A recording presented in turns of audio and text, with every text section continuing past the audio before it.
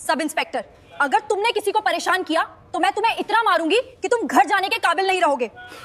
नेहा शर्मा, जो कि एक जवान और खूबसूरत आईपीएस अफसर थी, एक रात फटे पुराने कपड़े पहनकर फकीरों जैसे हुलिये में एक पुरानी साइकिल पर सवार हो गई। रात का आखिरी पहर था और उसकी साइकिल सुनसान सड़क के बीच बीच चल रही थी।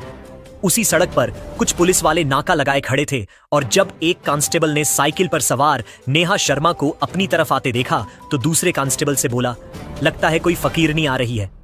नेहा शर्मा अब उनके बिल्कुल पास पहुंच चुकी थी और जैसे ही वह पुलिस वालों के आगे से गुजरने लगी, पुलिस वाले उसकी खूबसूरती को देखकर मदहोश हो गए। तभी एक कांस्टेबल ने सड़क के बीच आकर उसका रास्ता रोक लिया और उसे पागलों की तरह देखने लगा। इतने में जीप में बैठे इंस्पेक्टर की नजर जब नेहा शर्मा पर पड़ी तो वह फौरन गाड़ी से उतर के आया और उसे ऊपर से नीचे तक घूरने लगा। कौन हो तुम और इस वक्त कहां से आ रही हो? नेहा शर्मा बोली, साहब फकीर हूं, मांगने के बाद घर जा रही थी।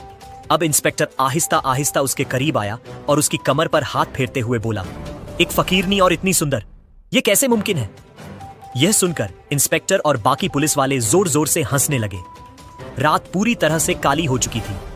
नेहा शर्मा की सांसें तेज और दिल धक धक करने लगा। तभी इंस्पेक्टर ने जेब से 1000 का नोट निकाला और नेहा शर्मा की तरफ बढ़ाते हुए कहा, 1000 देता हूं, चलो मेरे साथ। यह सुनकर नेहा शर्मा दंग रह गई।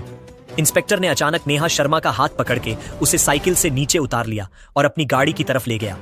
उससे पहले नेहा शर्मा कुछ पूछ पाती, इंस्पेक्टर बोला, गाड़ी में बैठो, फिर मैं तुम्हें बताता हूं। नेहा शर्मा डरते डरते गाड़ी के अंदर दाखिल हो गई। अब इंस्पेक्टर बोला, तुम मेरे घर की सफाई कर देना, इसलिए तुम्हें यह 1000 दिया है, उसके बाद मैं तुम्हें तुम्हारे घर छोड़ दूंगा। नेहा शर्मा ने कहा, ठीक है। चलते चलते इंस्पेक्टर ने गाड़ी अब एक ऊबड़ खाबड़ रास्ते पर उतार ली। रात का अंधेरा और वह ऊबड़ खाबड़ रास्ता देखकर नेहा शर्मा का दिल अब धक करने लगा। देखते ही देखते इंस्पेक्टर ने गाड़ी एक पुरानी खंडहर महल के पास रोक ली और नेहा शर्मा से बोला, अंदर चलो, यहीं सफाई करनी है। नेहा शर्मा हैरत से इधर उधर देखने लगी, ये इस वीरान जगह पर कहां सफाई होगी? इंस्पेक्टर उसको खंडहर महल के अंदर ले गया। सामने एक टूटी हुई सीढ़ी थी। इंस्पेक्टर ने नेहा शर्मा का हाथ पकड़ा और उसे सीढ़ियों से ऊपर ले गया। नेहा शर्मा चुपचाप उसके साथ चलती रही। ऊपर एक बंद पड़ा कमरा था। इंस्पेक्टर ने जल्दी से दरवाजा खोला और कहा, अंदर जाओ। नेहा शर्मा डरते डरते जगहों का जायजा लेती अंदर दाखिल हो गई। इंस्पेक्टर अब दिल में कुछ सोचकर उसके करीब बढ़ने लगा तो नेहा शर्मा ने आंखों से उसे घूरा। तभी इंस्पेक्टर ने खुद को थोड़ा संभाला और जेब से एक कपड़ा निकालकर नेहा शर्मा के हाथ में थमा दिया। ये फर्नीचर पर मिट्टी चढ़ी है, इसको साफ कर दो। नेहा शर्मा कपड़ा लेकर जैसे ही फर्नीचर साफ करने लगी, अचानक इंस्पेक्टर एकदम उसके पीछे आकर खड़ा हो गया। उसके चेहरे पर एक अजीब सी मुस्कुराहट थी। नेहा शर्मा एक पल के लिए झिझक गई। उससे पहले इंस्पेक्टर कुछ करता, अचानक उसका फोन बजने लगा। नाके पर बाकी कांस्टेबल खड़े थे। जल्दी सर यहां आ जाओ, कोई काम है। इंस्पेक्टर एकदम गुस्से से बोला। सारा काम बीच में रुक गया। फिर उसने नेहा शर्मा से कहा, अभी यह सफाई रहने दो, थोड़ा काम आ गया है, जल्दी मेरे साथ चलो, फिर बाद में आते हैं। नेहा शर्मा और इंस्पेक्टर गाड़ी में बैठकर वापस उसी जगह पर आ गए जहां नाका लगाया गया था। इंस्पेक्टर ने कांस्टेबल से कुछ बात की और फिर नेहा शर्मा के करीब आकर बोला, चलो अब चलते हैं, काम खत्म हो गया। नेहा शर्मा को अब इंस्पेक्टर पर थोड़ा शक होने लगा था। वह बोली, मैं अब जा रही हूं, यह 1000 वापस ले लो। लेकिन इंस्पेक्टर ने कहा, जल्दी फौरन गाड़ी में बैठो, सफाई भी तो करनी है, फिर छोड़ देता हूं तुम्हें घर भी। नेहा शर्मा गाड़ी में बैठ गई और खुद से बोली, देखती हूं यह कहां तक जाता है। इंस्पेक्टर अब गाड़ी को सड़क पर दूसरी तरफ ले जाने लगा और दिल में कहने लगा, वहां खंडहर महल पर ठीक नहीं है, इसे दूसरी जगह पर ले जाता हूं। रात पूरी तरह से काली हो चुकी थी। गाड़ी अब काला वन की तरफ बढ़ने लगी। नेहा शर्मा ने यह देखा तो दिल में थोड़ा डरी, लेकिन क्योंकि वह आईपीएस अफसर थी, उसने खुद को संभाला। इंस्पेक्टर ने गाड़ी अचानक घने काला वन के बीच रोक दी और बोला, चलो उतरते हो। नेहा शर्मा हैरत से बोली, अब यहां क्या काम है, क्यों लाए हो? इंस्पेक्टर ने उसका हाथ पकड़ा। आओ तो सही बताता हूं। दोनों जंगल के अंदर पैदल चलने लगे। कुछ फासले पर एक कपड़े की झोपड़ी पड़ी थी। इंस्पेक्टर हल्की मुस्कुराहट के साथ नेहा शर्मा को उसके करीब ले आया। नेहा शर्मा के दिल में घबराहट बढ़ने लगी, लेकिन वह खामोशी से देखती रही। इंस्पेक्टर उसके करीब आया और बोला, चलो अंदर आओ झोपड़ी में। नेहा शर्मा ने गुस्से से भारी आवाज में कहा, यहां कैसी सफाई होगी? इंस्पेक्टर ने उसके लहजे को देखते ही फौरन बात बदली, तुम भी ना कुछ और ही समझ लेती हो, 1 मिनट रुको, मैं तुम्हें समझाता हूं। यह कहकर वह झोपड़ी के अंदर दाखिल हो गया। अंदर जाकर धीरे से बोला, जबरदस्ती नहीं करता, कहीं बाहर जाकर जुबान न खोल दे। चंद लम्हे बाद इंस्पेक्टर हंसने लगा। यह क्या समझती है, ऐसे ही जाने दूंगा। कुछ देर बाद वह बाहर आया। नेहा शर्मा हैरानी से उसको देखने लगी। यह सब क्या माजरा है? इंस्पेक्टर ने बात को घुमाते हुए कहा, इतना पता चला था कि यहां कोई चोर छिपा है, लेकिन लगता है भाग गया। अब इंस्पेक्टर नेहा शर्मा के पास आया और बोला, 1 मिनट यहीं रुको, हिलना नहीं, मैं अभी आता हूं। अब इंस्पेक्टर गाड़ी की तरफ जाने लगा। नेहा शर्मा पीछे से हैरानी से देखती रही कि क्या मामला है। देखते ही देखते इंस्पेक्टर ने गाड़ी से एक लाल रंग का जोड़ा निकाल लिया और लाकर नेहा शर्मा के हाथ में पकड़ाते हुए कहा, यह वाला सूट पहन लो। नेहा शर्मा हक्की बक्की रह गई कि इस घने जंगल के बीचों बीच यह कपड़े बदलने को क्यों कह रहा है। इससे पहले कि वह इंस्पेक्टर से कुछ पूछ पाती, इंस्पेक्टर ने उसकी आंखों में सीधी नजर डालते हुए मासूम से अंदाज में कहा, वो तुम्हारे कपड़े काफी पुराने हो गए हैं ना, झोपड़ी में जाकर ये पहन लो। नेहा शर्मा को कुछ ठीक नहीं लगा, लेकिन फिर भी उसने वह कपड़े लिए और झोपड़ी के अंदर चली गई। कुछ पल बाद जब वह एक लाल रंग के जोड़े में बाहर निकली तो वह बेहद सुंदर लग रही थी। इंस्पेक्टर ने जब उसकी तरफ देखा तो एकदम जैसे अपना होश खो बैठा और दीवानों की तरह उसकी तरफ आने लगा। जैसे ही वह उसके बिल्कुल करीब पहुंचा, नेहा शर्मा ने अचानक खांसी की। इंस्पेक्टर वहीं रुक गया। रात पूरी तरह से काली हो चुकी थी और जब नेहा शर्मा को इस घने जंगल के बीच यह सब ठीक न लगा तो वह फौरन वहां से चलने लगी और गाड़ी के पास आकर खड़ी हो गई। इंस्पेक्टर अभी भी वहीं खड़ा उसे घूर रहा था और दिल में कह रहा था, अब कितनी खूबसूरत लग रही है। तभी नेहा शर्मा ने जोर से कहा, काम खत्म हो गया है तो चलें। इंस्पेक्टर को एकदम झटका सा लगा और बोला, ओ अच्छा अच्छा, चलते हैं। फिर वह तेजी से गाड़ी की तरफ आया और दोनों गाड़ी में बैठ गए। अब गाड़ी उस घने जंगल से एक और रास्ते की तरफ बढ़ रही थी। तभी नेहा शर्मा बोली, अब मुझे घर छोड़ दें, रात काफी हो चुकी है। मगर इंस्पेक्टर उसे ऐसे ही कहां छोड़ने वाला था। उसने बात घुमाते हुए कहा, ओह अच्छा ठीक है, अभी छोड़ आता हूं, लेकिन लगता है तुम कुछ भूल रही हो। नेहा शर्मा अभी दिल में सोच ही रही थी कि वह ऐसा क्या भूल रही है। तभी गाड़ी जंगल से निकलकर एक पहाड़ी इलाके की तरफ जाने लगी। नेहा शर्मा ने गाड़ी से बाहर देखा तो उसे हर तरफ पहाड़ ही पहाड़ नजर आने लगे और देखते ही देखते इंस्पेक्टर ने अब गाड़ी एक सुनसान ऊंचे टीले के पास रोक दी। अचानक गाड़ी से निकलकर वह बाहर आ गया। नेहा शर्मा गाड़ी में बैठी हैरत और डर के साथ यह देखती रही। तभी इंस्पेक्टर हंसता हुआ अपने आप से कहने लगा, यह जगह ठीक लगती है, लेकिन अगर यह भी नहीं तो फिर कोई और सही, उसे क्या मालूम मेरे पास कितने ठिकाने हैं। हाँ हाँ हाँ। तभी इंस्पेक्टर ने बाहर से गाड़ी का दरवाजा खोलते हुए नेहा शर्मा से कहा, बाहर आओ।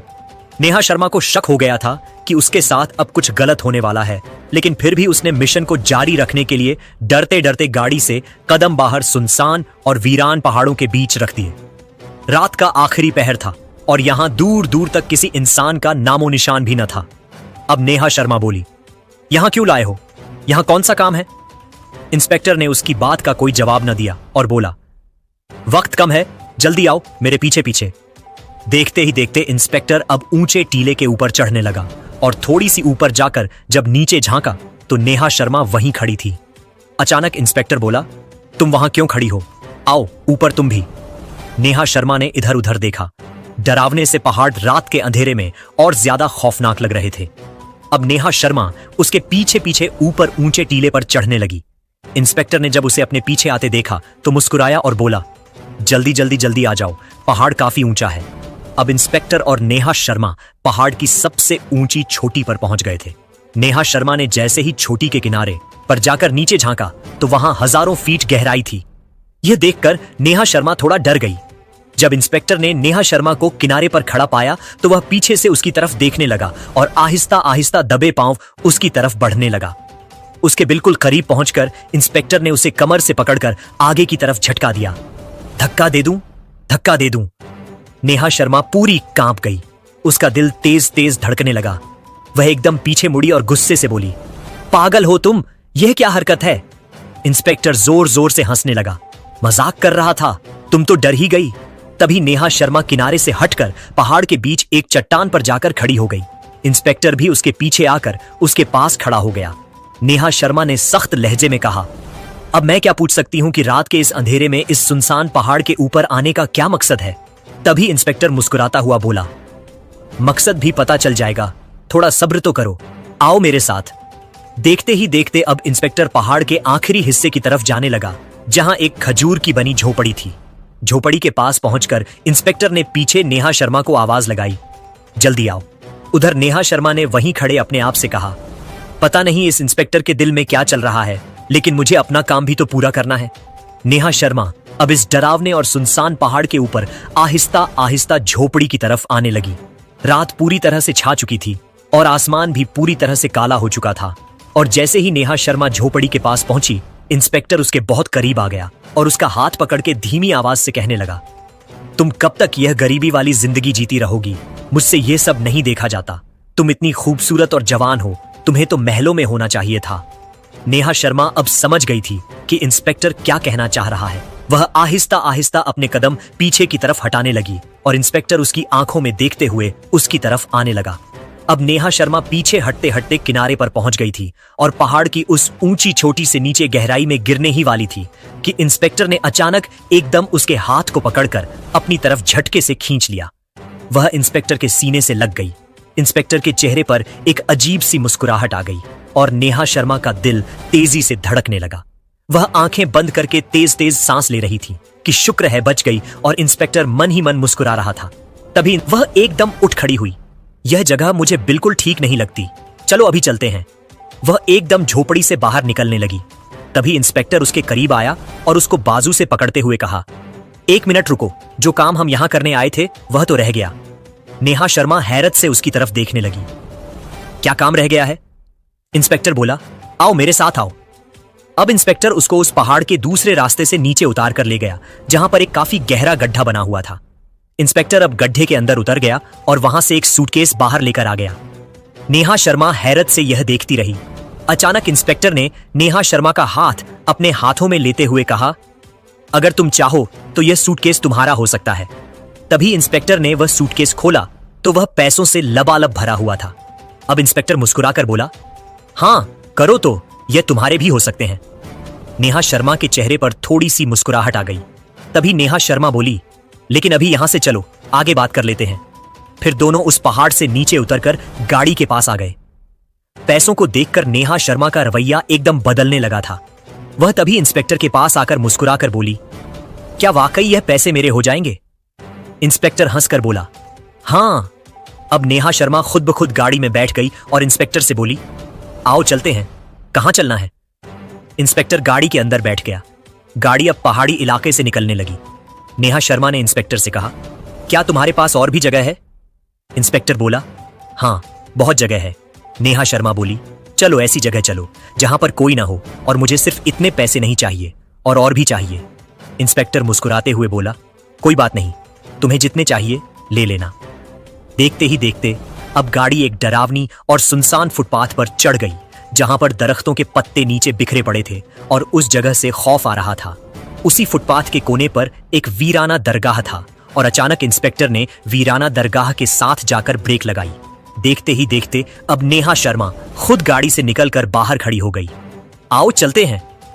इंस्पेक्टर गाड़ी से उतरकर नेहा शर्मा के पास आया और बोला, वाह क्या बात है, तुम्हें इस जगह से डर नहीं लग रहा? नेहा शर्मा मुस्कुरा के बोली, पैसों के आगे भला किस चीज का डर? इंस्पेक्टर हंसने लगा और देखते ही देखते दोनों अब वीराना दरगाह के अंदर दाखिल हो गए।